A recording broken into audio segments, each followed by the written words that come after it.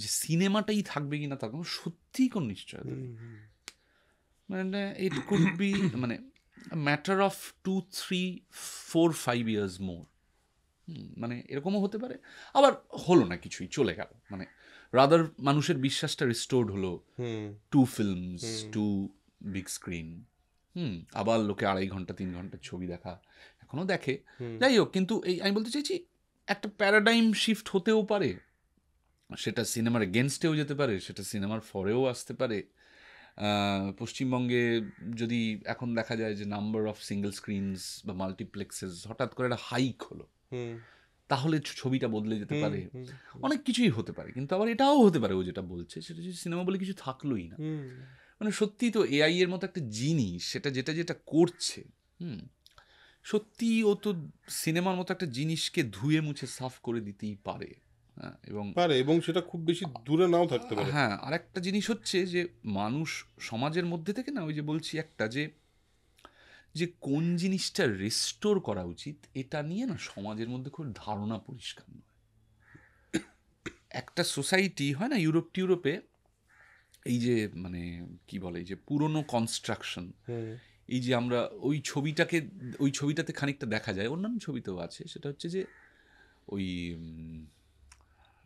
গ্রিডার বলে যে ছবিটা, যে ওদের যে সেকেন্ড ওয়ার্ল্ড ওয়ারের সময় যে ওই যে ভেঙে গেছে, এই হয়েছে, তারপরে ওরা যখন ওটাকে রেনোভেট করেছে, তখন এই ভেঙে যাওয়ার আগে যেরকম ছিল ওরকম করে রেনোভেট করেছে, রিস্টোর করেছে।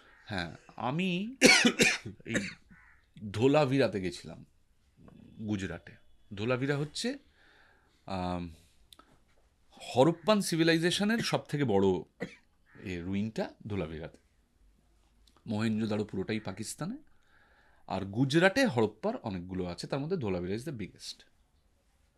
একটা লোক একটা বাইক নিয়ে এলো, গেটের তালাটা খুললো, ঢুকিয়ে বললো এইখানে এরে করতো, মানে আই ওয়াজ স্টান্ট। ওটা কিন্তু আর্কিওলজিক্যাল সার্ভে অফ ইন্ডিয়া, কিন্তু সত্যি যেভাবে ওই জায়গাটা দেখা হচ্ছে, মানে আমি ভাবার চেষ্টা করছিলাম যে এইখানে রুবিতে একটা, আপনি যদি একদম একদম ফ্রন্টাল দেখেন, তাহলে দেখবেন রবীন্দ্রনাথের মূর্তি, তার পেছনেই একটা লিটেড ভিনাইল তাতে একটা সিমেন্ট, এদিকেই একটা সাদা রঙের আলো, এরকম রবীন্দ্রনাথের মাথার উপর থেকে আলোটা টপস, রবীন্দ্রনাথের চোখ টোকের নিচেগুলো মানে কাইন্ড অফ এ ভূত, রবীন্দ্রনাথের ভূত, হ্যাঁ, রুবি মোড়ের দিকে তাকিয়ে আছেন। হ্যাঁ, এই বাঁদিকেই আই লাভ শহর কলকাতা আমার, মানে বলতে চাইছি যে এই যে ভিজুয়াল কেয়স, আমরা যখনই দেশের বাইরে যাই, তো ওটা না কোথাও একটা, হ্যাঁ, ঐতিহ্য থেকে ইতিহাস থেকে উঠে আসে, আর একটা মানে আমাদের ঐতিহ্য ইতিহাসও তো কম নয়, আমাদের দেশের, আমাদের সমাজের, আমাদের ল্যান্ডের বিউটির ঐতিহ্য তো কম নয়। তো সেটার প্রতি না আমাদের স্যার কোনো দায় নেই। কেউ প্রশ্ন করে যে না, শহরটাকে এইভাবে নোংরা করে দিচ্ছ কেন, হোয়াট ইজ দিস, মানে বুঝতে পারি সবটাই বিজ্ঞাপন মানে পয়সা, ফ্লেক্স মানে পয়সা, বিনায়, কিন্তু একটা তো কোথাও, মানে তার মধ্যে কোথাও একটা তো একটা, মানে আমি এখন তো জিনিসটা মনে হয়, অবশ্য হ্যাঁ, মানুষ এত পরিশ্রম করছে, যাচ্ছে সব কিছু দেখছে, বিজ্ঞাপন দেখতে দেখতে তার একটা শোয়েও যাচ্ছে, কিন্তু এরকম লোকে তো আছে যার কাছে এই ভিজুয়াল কেয়সটা, আর এগুলো না ওইভাবে বোঝা যায় না, এই ভিজুয়াল কেয়সটাও আপনার মাথার মধ্যে একটা চেপে বসে, একদম তাই, ওরে বাপ রে বাপ, তাকানো যাচ্ছে না, একদম। হ্যাঁ, মানে এই যে একটা মানে মানে এই অ্যাটলিস্ট একটা বিগেস্ট আইকনকেও দেখার যে একটা বেসিক রুল, যে একটা রবীন্দ্রনাথ ঠাকুর, তার ঠিক পেছনের সিমেন্ট, তার পেছনেই একটা কেক, লাল আর সবুজ আলো জ্বলছে, সবুজ, মানে আমি বলছি যে কেউ তো বলেনি রবীন্দ্রনাথ ঠাকুরের মানে রুবির বোর্ডে একটা রবীন্দ্রনাথের মূর্তি নাই বা থাকলো, হ্যাঁ, কিন্তু মানে আমি বলছি যে এগুলো নিয়ে হয়তো দেখবেন আপনি কথা বলছেন, অনেকেই কথা বলছেন, এখানে একটা রবি ঠাকুরের মূর্তি বসানোর কোনো দরকার আছে, কিন্তু সেটা না কখনো যে এইটা চলতে পারে নাতে পৌঁছয় না। আমাদের যে ভিজুয়াল বিউটি, আমাদের যে মানে একটা দারুণ কথা, আমাদের যিনি নাটকে একজন খুবই খুবই উঁচু দরের আলোকশিল্পী, সুদীপ সান্যাল, তিনি বলেছিলেন দেখবে অনির্বাণ, আমরা নাইট স্কাই চলে যাচ্ছে শহর থেকে, হুম হুম কারণ আপনি যদি খেয়াল করেন, ধরুন এই চিংড়িঘাটাতে এই ফ্লেক্সগুলো আছে, হুম এবার লো লাইট করা আছে, হুম মানে নিচ থেকে হ্যালোজেনটা যাচ্ছে। হুম হুম এবার হ্যালোজেন মানে হচ্ছে ফ্লাড লাইট। হুম এবার সেই আলোটা যে শুধু এই ফ্লেক্সে পড়ছে তা তো নয়, নয়, গ্লেয়ারে আরো উঁচুতে যাচ্ছে। কারেক্ট।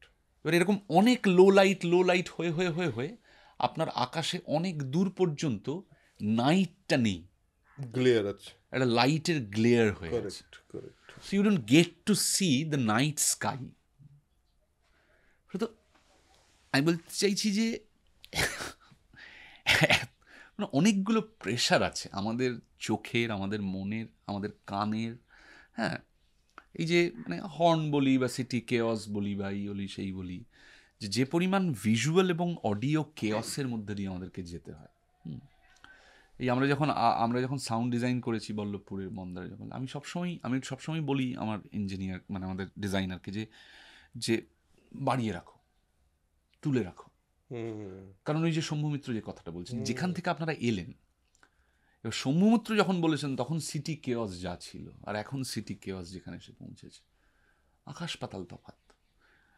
মানে বলতে চাইছি সিনেমা কিন্তু মানে লোকে বলে না সিনেমাকে অ্যাডাপ্ট করতে হবে। সিনেমা তো একটা শিল্প মাধ্যম, আমি শিল্প ছেড়ে দিচ্ছেন, সিনেমা তো একটা পার্টিকুলারলি কমিউনিকেশন মাধ্যম, তার কিন্তু অ্যাডাপ্ট করার একটা সীমা আছে। হুম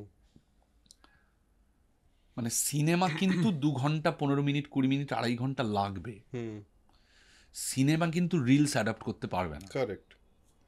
বা সিনেমা দেখতে গেলে কিন্তু একটা পার্টিকুলার পরিবেশ লাগবে, হুম সিনেমা সব কিছু অ্যাডাপ্ট করতে পারবে না। তো আমি বলতে চাইছি যে শিল্প মাধ্যমগুলোর ওপরে অত্যধিক প্রেশার পড়ে যাচ্ছে, হুম কারণ বাইরেটা ক্রমাগত পাল্টে যাচ্ছে, কেয়টিক। আর এখন তো বাইরেগুলো আমাদের হ্যাঁ পকেটেই হ্যাঁ আছে, একদম একদম। একটাও তো এভার চেঞ্জ হতে হতে হতে হতে থাকছে। ফলে তো আমার মনে হচ্ছে যে সব শিল্প মাধ্যমে এক্সেসিভ প্রেশার। প্রেশারের মধ্যে আছে।